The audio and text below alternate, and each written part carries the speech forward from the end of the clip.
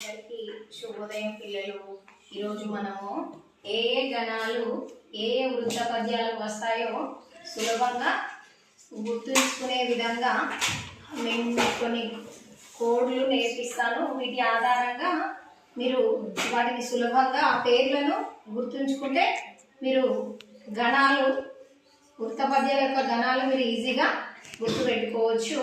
చూడండి, ఫలమాల భార న భ భర వ, చంపకమాల న జ భ జ జ జ ర, శార్దూలం మ స జ స త త గ, మత్తేవం స బ ర న మ య వ.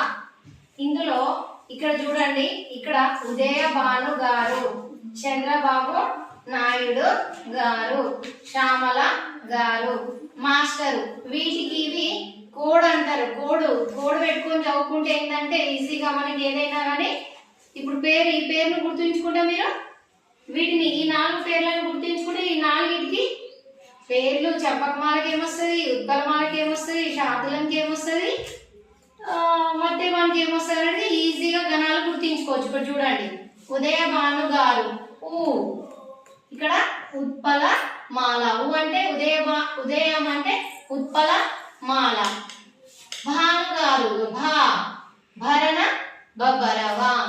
అలాగే చంద్రబాబు నాయుడు గారిని చూడండి, చ చంపక మాల, నాయుడు, ఇక్కడ ఇందులో నాయుడులో నా ఉందా, నజబజ జజర. శార్దూలం శ్యామల గారిని గుర్తుంచుకోవాలి, స శార్దూలం. ఇక్కడ మా అంటే మస జస త త గ.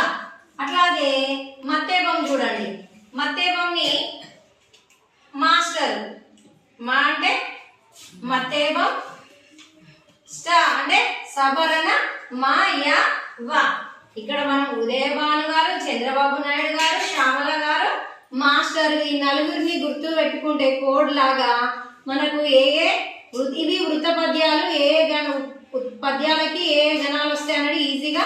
ఉత్పలమాల అయితే భరణ బబ్బరవ, చంపకమాల అయితే నజబజ జజర, శార్దూలం అయితే మస జస తతగా, మత్తేవం అయితే స బ ర న మ య వ అనే గణాలు వరుసగా వస్తాయి. ఇందులో ఇంకొకటి ఏంటిదంటే ఈ ఉత్పలమాల వీటితో పాటు ఇందులో అక్షరాలు గుర్తుపెట్టుకుంటే సరిపోతుంది. అక్షరాలు ఏంటిది, దీనికి ఏమో ఉత్పలమాల